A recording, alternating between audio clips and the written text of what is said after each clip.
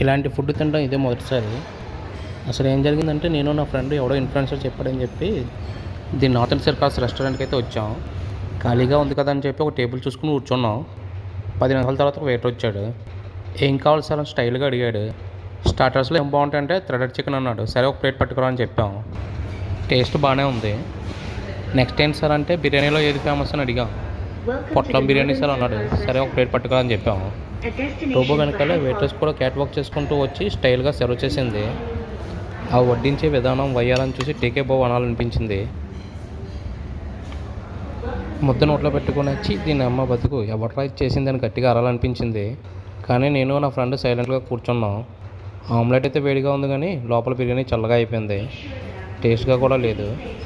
వెయిట్రెస్కి అడిగితే అవునా సార్ అని సైలెంట్ అయిపోయింది.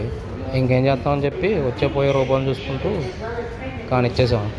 బిల్ కట్టేసి 2 చేతులు జోబులో పెట్టుకొని వచ్చేసాం.